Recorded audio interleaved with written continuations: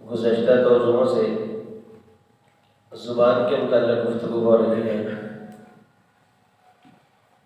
کہ حدیث مبارکہ میں آتا ہے کہ روز محشر سب سے زیادہ لوگ جہنم میں جو جائیں گے وہ زبان کی کڑی کے دھویں سے جائیں گے، اور یہی زبان کا صحیح استعمال آدمی کو بہت بلندیوں تک لے جاتا ہے، اور غلط استعمال آدمی کو ذلتوں میں پھینک دیتا ہے۔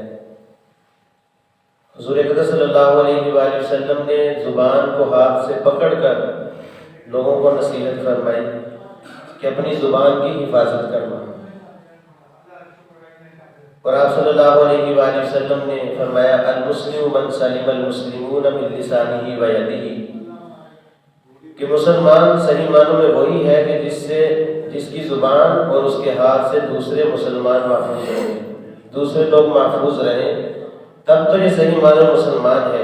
لیکن اگر اس کی زبان کی اذیتوں سے دوسرے مسلمانوں کو تکلیف ہوتی ہے، اس کے ہاتھ کی اذیتوں سے دوسرے مسلمان پریشان ہوتے ہیں، تو یہ صحیح معنوں میں مسلمان بھی نہیں ہے۔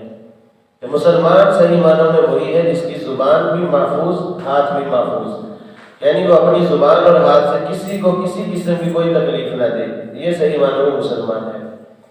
لیکن ہم زبان کا استعمال بے دریغ کرتے ہیں۔ بڑے ہمارے اکابر گزرے ہیں، وہ تو اپنی ایک ایک بات بھی لکھ لیتے تھے، پھر شام کے وقت سارا محاسبہ کرتے، آج جو بات میں نے زبان سے نکالی ہے، کون سی بات میری صحیح ہے، کون سی لغو ہے، کون سی غلط ہے، اس کی نشاندہی کرتے، جو صحیح ہوتی اس پر شکر ادا کرتے، اور جو لغو ہوتی اس سے بچتے، جو غلط ہوتی اس سے توبہ کرتے، اور ایک ایک بات کا وہ حساب کرتے تھے۔ اور ہمیں کرنا بھی چاہیے، اپنی زبان کو بے لگام نہ کریں، بلکہ زبان کو پکڑ کے رکھیں۔ بڑے بڑے حضرات کی زندگیاں دیکھیں، سیدنا صدیق اکبر رضی اللہ تعالیٰ عنہ جیسے حضرات اپنی زبان کو پکڑ کر رو رہے ہیں۔ امیر المومنین عمر بن خطاب رضی اللہ تعالیٰ عنہ پوچھا حضرت کیا معاملہ ہے؟ تو فرمایا کہ یہ زبان ہے جس کی وجہ سے بہت زیادہ پریشانیاں دیکھنی پڑتی ہیں، کہ جب بندہ بولتا ہے تب پتہ چلتا ہے اس کے اندر کیا ہے۔ تو اللہ کے نبی صلی اللہ علیہ وسلم نے خاص طور پر ہمیں زبان کی حفاظت کا، زبان کو روکنے کا حکم دیا ہے، اور فرمایا کہ من صمت نجا، جو خاموش رہا وہی نجات پا گیا۔ تو ہمیں بھی چاہیے کہ اپنی زبان سے الفاظ نکالتے وقت پہلے سوچ لیں، پھر بولیں کہ کہیں میرے الفاظ سے کسی کی دل آزاری تو نہیں ہو رہی، کوئی غیبت، کوئی جھوٹ، کوئی بہتان ترازی، کوئی ایسے معاملات تو نہیں ہیں۔ ہمیشہ اللہ کے نبی صلی اللہ علیہ وسلم کا فرمان ہے من کان یؤمن باللہ والیوم الاخر فلیقل خیرا او لیصمت، کہ جو بندہ بھی اللہ اور آخرت پر ایمان رکھتا ہے اس کو چاہیے جب بولے تو اچھی بات کہے، نہیں تو خاموش رہے۔ بولنا ہے تو اچھی بات زبان سے نکالے، خاموش رہے، کیونکہ جب ہماری بات زبان سے بات نکلتی ہے تب وہ نوٹ کر لی جاتی ہے۔ اللہ تعالیٰ فرماتے ہیں ما یلفظ من قول الا لدیہ رقیب عتید، جو بولتے فوراً ایک نگران فرشتہ اس کو لکھ لیتا ہے، اچھا ہے یا برا ہے سب لکھ لیا جاتا ہے۔ اس لیے ہمیں ہر بات زبان پر لانے سے پہلے سوچنا چاہیے، اچھی ہے تو زبان پر لائیں، وگرنہ خاموش ہو جائیں، اسی میں ہماری نجات ہے۔ حدیث مبارکہ میں ایسا بھی آتا ہے صحابہ کرام رضوان اللہ تعالیٰ علیہم اجمعین نے عرض کی یا رسول اللہ، بس اوقات دل میں ایسی باتیں آتی ہیں، ایسے خیالات وسوسے آتے ہیں کہ زبان پر لاتے ہوئے ہمیں ڈر لگتا ہے، ایسے خیالات، تو اس کے بارے میں کیا ارشاد ہے؟ تو فرمایا کہ جو دل میں خیالات اٹھتے ہیں اللہ کی کرم نوازی کہ ان پر پکڑ نہیں آتی، جب زبان بولتی ہے تب آدمی پر پکڑ آتی ہے۔ المرء یؤخذ باقرارہ، آدمی اپنے اقرار سے پکڑا جاتا ہے، اپنی زبان سے، گفتگو سے پکڑا جاتا ہے جب بولتا ہے۔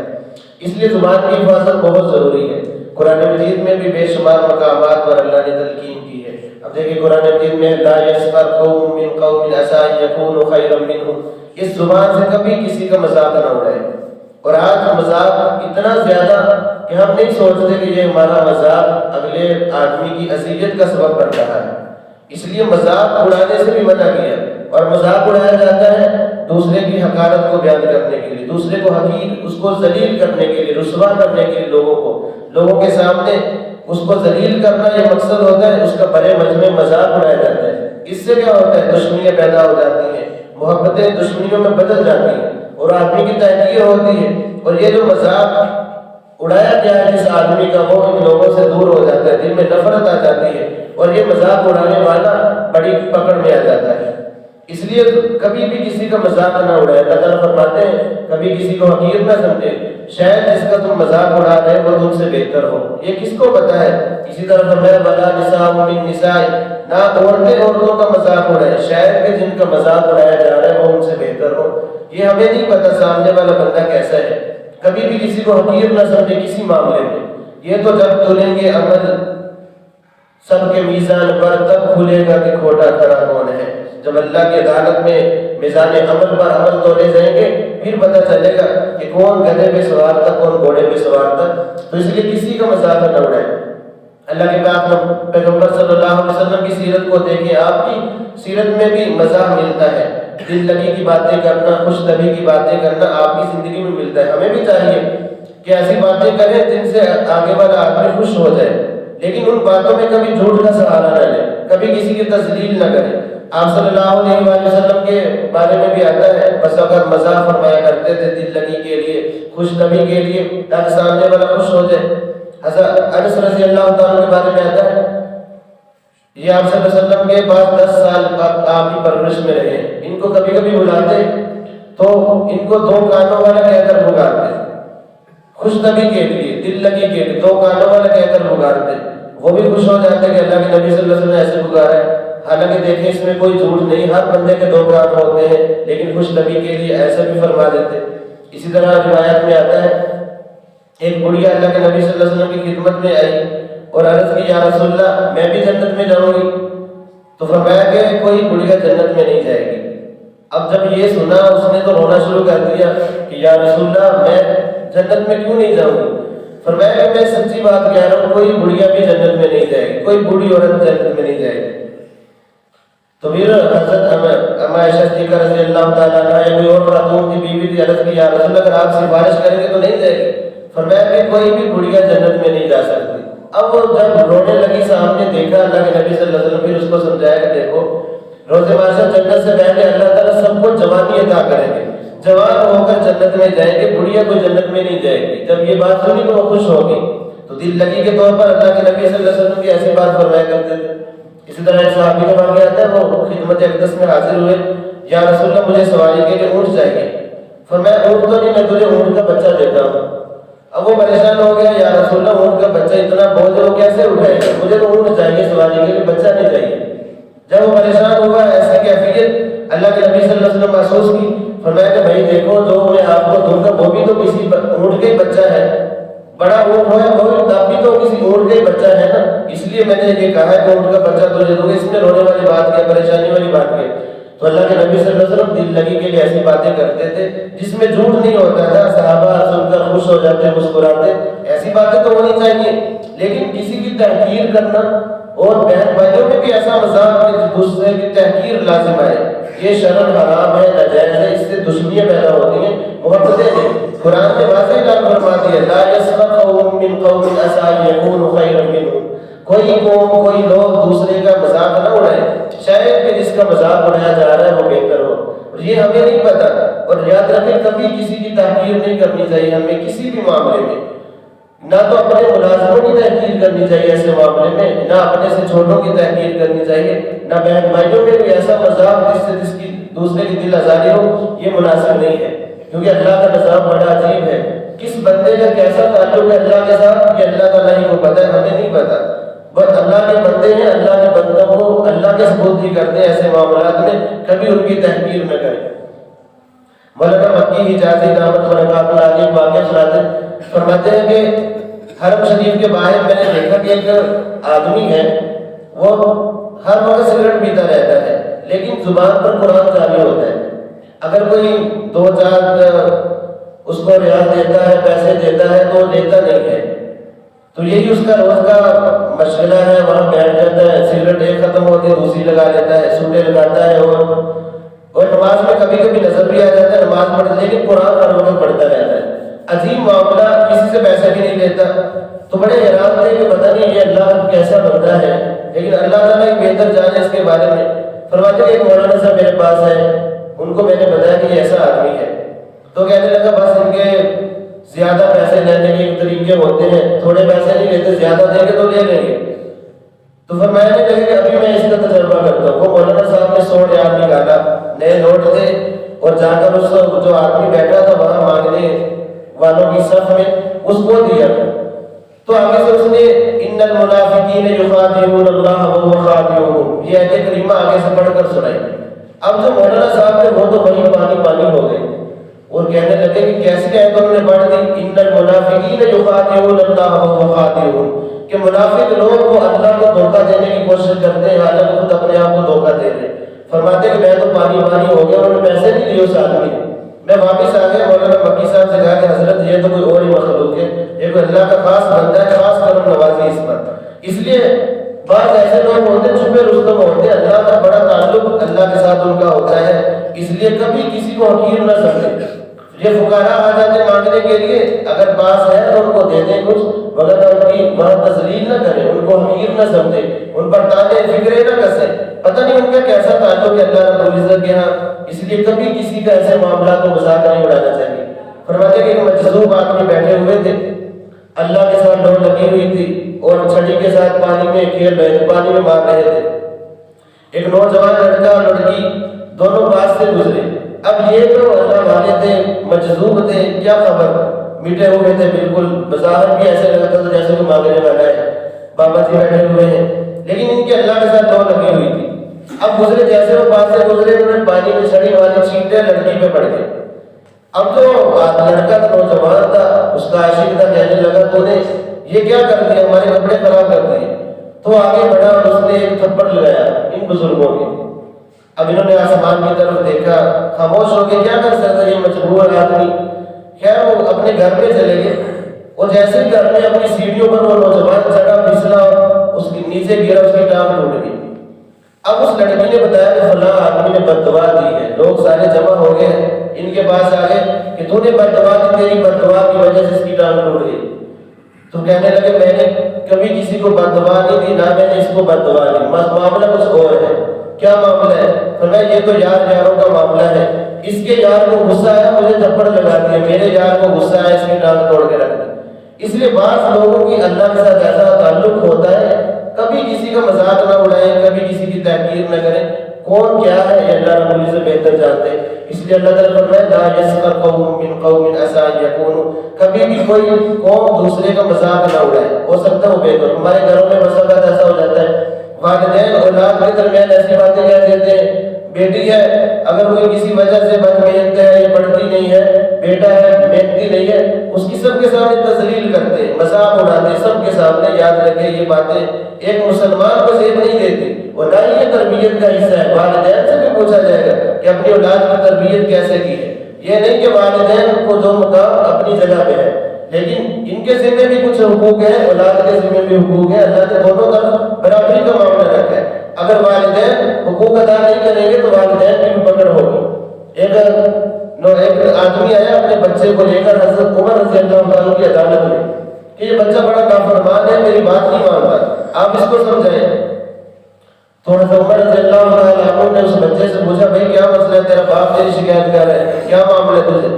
اور حضرت عمر رضی اللہ عنہ ایک روب اور دمدمہ تھا، وہ بچہ کہنے لگا حضرت انہوں نے میرے باپ نے جو شکایت لگائی ہے بالکل ٹھیک ہے، میں ان کی نافرمانی کرتا ہوں، بات نہیں مانتا، لیکن مجھے یہ بتائیں کیا اولاد کے بھی کچھ حقوق ہوتے ہیں یا نہیں؟ والدین کے ذمہ بھی کچھ حقوق ہیں یا نہیں؟ فرمایا کہ ہاں اولاد کے بھی والدین کے ذمہ کچھ حقوق ہوتے ہیں کہ بچے کے لیے اچھی ماں کے ساتھ نکاح کرے، اچھی عورت کے ساتھ نکاح کرے، اور بچہ پیدا ہو جائے تو اس کا اچھا نام رکھے۔ تو فرمایا کہ ذرا میرے باپ سے پوچھو اس نے میرے حصول کے لیے کس عورت سے شادی کی ہے؟ پوچھا تو کوئی باغیہ عورت تھی جس سے اس نے نکاح کیا تھا۔ تو فرمایا کہ جب میں پیدا ہوا تو میرا نام اس نے کیا رکھا، پوچھو ذرا اس سے۔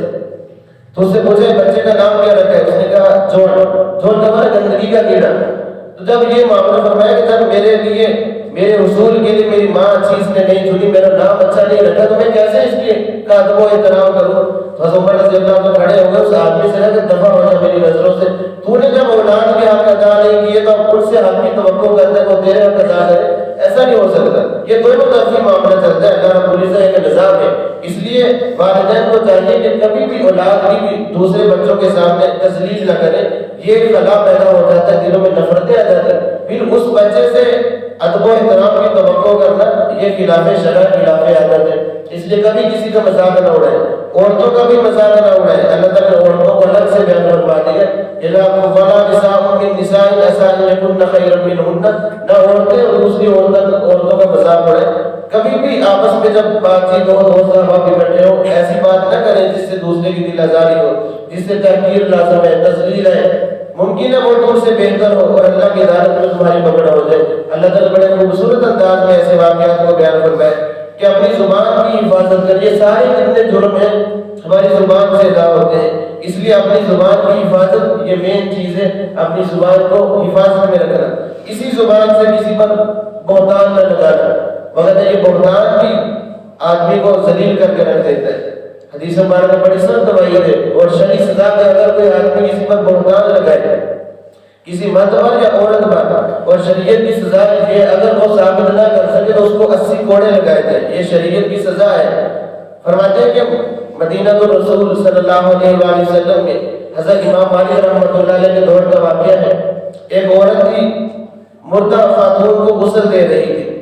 غسل دیتے ہوئے جو عورت فوت ہوئی تھی اس کو یہ غسل دیتے ہوئے اس عورت نے کہا کہ یہ جو مردہ عورت ہے، خاتون ہے، اس کے فلاں آدمی کے ساتھ ناجائز تعلقات تھے۔ اب یہ بات کہی کہ آس پاس اور بھی عورتیں تو انہوں نے سن لی۔ اور یاد رکھیں، پہلی بات تو یہ ہے کہ اگر کسی کے آپ کا پتہ چل جائے تو اس پر پردہ ڈالنا چاہیے۔ حدیث مبارکہ میں آتا ہے من ستر مسلما ستر اللہ له یوم القیامہ۔ آج دنیا میں اگر کوئی پردہ پوشی کسی کی کرتا ہے، کل روز محشر اللہ تعالیٰ اس کے عیبوں پہ پردہ ڈالے۔ آج اگر ہم کسی کو رسوا کریں گے تو یاد رکھیں جو ہم بوئیں گے وہی کاٹیں گے۔ پھر ایسی توقع آج کسی کی تذلیل کر رہے ہیں، کسی کو رسوا کر رہے ہیں، تو یہ تو مکافات عمل ہے، دنیا میں اللہ تعالیٰ دکھائیں گے پھر موت آئے گا۔ کسی کو ذلیل کرنا کوئی آسان کام نہیں ہے، یہ ایسے دل لگی کی باتیں نہیں ہے جو آیا ان میں بک دیا، بلکہ اللہ تعالیٰ ایک ایک لفظ پر پکڑ کرنے پر قادر ہے۔ اب یہ عورت نے سب کے سامنے کہا کہ اس کے فلاں آدمی سے ناجائز تعلقات ہے۔ اللہ کا کرنا ایسا ہو کبھی کبھی اللہ کی پکڑ آ جاتی ہے، اللہ کی لاٹھی بے آواز ہے۔ اللہ کی طرف سے پکڑ کیسی ہے کہ اس عورت کا ہاتھ اس کی ران پر چمٹ گیا۔ اللہ کی طرف سے ایسا نظام چلا، یہ کوشش کر رہے چھڑانے کی، ہاتھ چھوٹ نہیں رہا، دیر ہو رہی، لوگ جنازے کا انتظار میں کھڑے ہیں اور یہ مسئلہ بن گیا۔ اب وہاں کوشش کرتی ہے، عورتیں پکڑ کے کھینچتی ہیں، ہاتھ نہیں چھوٹ رہا، اس کا جسم ساتھ ہی آ رہا ہے، بڑا معاملہ سنگین ہو گیا۔ اب آپس میں مشورہ ہونے لگا کیا کرنا چاہیے۔ جو سمردہ لواحقین تھے، اس خاتون کے لواحقین تھے، وہ کہنے لگے زندہ خاتون کا ہاتھ کاٹ دیا جائے تاکہ وہ ساتھ رہے، ظاہر ہے کوئی تو حل نکالنا ہے اس کا۔ اس کے بھی تھوڑا سا آگے کہنے لگے ہم زندہ خاتون کا ہاتھ نہیں کاٹنے دیں گے، بلکہ اس کا گوشت کاٹ دیا جائے، وہ تو مر چکی ہے، کیا فائدہ تھا۔ وہ اس مردہ خاتون کا گوشت کاٹنے پر رضامند نہیں ہے، یہ ہاتھ کٹوانے پر رضامند نہیں ہے۔ ایسا معاملہ سنگین، لیکن یہ ہے ہماری زبان جب پکڑ آتی ہے اللہ رب العزت کی طرف سے، معاملہ ایسا بنسا وقت کے امام مالک رحمۃ اللہ علیہ تک بات پہنچی، حضرت یہ معاملہ ہے۔ اب حضرت خود تشریف لائے، پردے کے اندر اس خاتون سے پوچھا تو نے غسل دیتے وقت کیا بات کہی تھی؟ اب اس نے کہا کہ میں نے غسل دیتے وقت یہ جملے زبان سے ادا کیے کہ فوراً یہ میرے ساتھ ایسا معاملہ ہو گیا۔ تو حضرت امام مالک رحمۃ اللہ علیہ فرماتے ہیں کہ تو نے اس میں بہتان لگایا، تیرے پاس 4 گواہ ہیں۔ شریعت کے مطابق اگر کسی پر بہتان لگایا ہے تو 4 گواہ ہونے چاہیے، چشم دید گواہ، جنہوں نے یہ معاملہ کو دیکھا ہو اپنی آنکھوں سے۔ اگر نہیں ہے تو حد قذف لازم آ جائے گا۔ وہ کہنے لگے کہ میرے پاس گواہ تو نہیں ہے، بس میں نے یہ بات کہہ دی۔ فرمایا کہ اب اس کی سزا یہ ہے کہ اس کو ادھر ہی 80 کوڑے لگائے جائیں، تب یہ معاملہ ختم ہوگا۔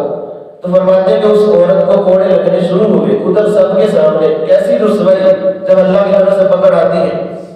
اب کوڑے لگنے شروع ہو گئے، 70 کوڑے لگے، بالکل ہاتھ نہیں چھوٹا۔ جب پورے 80 کوڑے لگے تب اس کا ہاتھ اس کے جسم سے الگ ہوا۔ اب دیکھیں اللہ کی طرف سے ایسے پکڑ بھی آ جاتی ہے. اسی زبان کی حفاظت بہت ضروری ہے. زبان کی وجہ سے بہت سارے لوگ جہنم میں چلے جائیں گے. اس لیے ہر بات کہنے سے پہلے، بولنے سے پہلے اس کو 1000 مرتبہ سوچیں. اچھی بات ہے تو زبان سے نکالیں، وغیرہ خاموش رہیں. ہمیں ایک ایک لفظ کا، ایک ایک بول کا اللہ کی بارگاہ میں حساب دینا ہے. آخری حدیث سنا کے بات ختم کرتا ہوں. حدیث مبارکہ میں آتا ہے اللہ کے نبی صلی اللہ علیہ وسلم نے صحابہ کرام کے مجمع سے پوچھا تم مفلس کس کو سمجھتے ہو؟ تو صحابہ کرام نے عرض کی یا رسول اللہ مفلس ہم تو اس کو جانتے ہیں کہ جس کے پاس روپیہ پیسہ نہیں ہے، غریب کمزور آدمی ہے، وہ مفلس ہے، مال و دولت نہیں ہے اس کے پاس. فرمایا کہ نہیں، میری امت کا مفلس وہ آدمی ہے کہ روز محشر اللہ کے حضور میدان محشر میں نیکیوں کے پہاڑ لے کر آئے گا. نماز، روزہ، حج، زکات، نیکیوں کے پہاڑ لے کر اللہ کی بارگاہ میں آئے گا، بڑا خوش ہوگا. لیکن حقوق العباد اس نے پورے نہیں کیے ہوں گے. لوگ آنا شروع ہو جائیں گے، یا رب جلیل اس آدمی نے مجھے گالی دی تھی، مجھے اس سے بدلہ لے کر دے. اللہ تعالیٰ فرمائیں گے اس کی نیکیوں سے اتنی نیکیاں اس کے نام اعمال میں دے دی جائیں. ایک آدمی نے یا اللہ اس نے میرے ساتھ جھوٹ بولا تھا، اس نے میرے ساتھ دھوکہ کیا تھا، اس نے میری بے عزتی کی تھی، اس نے مجھے رسوا کیا تھا، اس نے میرے اوپر بہتان لگایا تھا. اللہ تعالیٰ نیکیوں سے، وہاں یاد رکھے روپیہ پیسہ نہیں چلے گا، نیکیوں پر معاملات ہوں گے، نیکیاں بھی ایسے تقسیم ہوگی. اللہ تعالیٰ فرمایا کہ جتنے بھی حقدار آئے ہیں آج اس کے سامنے اس کی نیکیاں سب کو دے دو. حدیث مبارکہ میں آتا ہے اللہ کے نبی کا فرمان ہے اس کی ساری نیکیاں ختم ہو جائیں گی، حقدار کھڑے ہوں گے اللہ کی بارگاہ میں. تو وہ مطالبہ کریے، اللہ رب العزت فرمائیں گے اب ایسا کرو حقداروں کے سارے گناہ اس آدمی کے کھاتے میں ڈال دو. ان سب کے گناہ اس کے کھاتے میں ڈال دیے جائیں گے. اور یہ بندہ جو نیکیوں کے پہاڑ لے کر دنیا سے اللہ کی عدالت میں آئے گا، گناہوں کے پہاڑ لے کر جہنم میں جا رہا ہوگا. فرمایا میری امت کا سب سے بڑا مفلس آدمی یہ ہے، نیکیوں کے پہاڑ لے کر آیا تھا اپنی کرتوتوں کی وجہ سے، اب یہ گناہوں کے پہاڑ لے کر جہنم کا ایندھن بن رہا ہے. اس لیے میرے عزیزوں زبان کی حفاظت بہت ضروری ہے. اللہ کے نبی صلی اللہ علیہ وسلم نے زبان کو ہاتھ میں پکڑ کر تاکید فرمائی ہے، کف لسان، اپنی زبان کو روک کے رکھنا. آج زبان کی آگ ایسی لگی ہوئی ہمارے معاشرے میں، بھائی بھائی کا دشمن بنا ہوا، بہن بھائیوں کے درمیان ناچاکی ہے، والدین اولاد کے درمیان اسی زبان کی وجہ سے. بہو گھر میں آتی ہے اس کا مذاق شروع ہو جاتا ہے، وہیں سے خاندانوں کو آگ لگ جاتی ہے. ساری لڑائیاں ہماری زبان کی وجہ سے. اس لیے ہماری زبان، پہلے بھی حدیث سنائی تھی، ہر روز صبح کے وقت سارے اعضاء زبان کے سامنے ہاتھ جوڑتے کہ تو صحیح رہنا، وگرنہ اگر تو صحیح رہو تو ہم بھی درست رہیں گے، تو ٹیڑھی ہوگی تو ہم بھی ٹیڑھے ہو جائیں گے. سارے اعضاء کی اس کی درخواست کرتے ہیں. اس لیے زبان کی حفاظت بہت ضروری ہے. اللہ رب العزت سے دعا ہے کہ اللہ تعالیٰ میں اپنی زبان کو صحیح استعمال کرنے کی توفیق عطا فرمائے.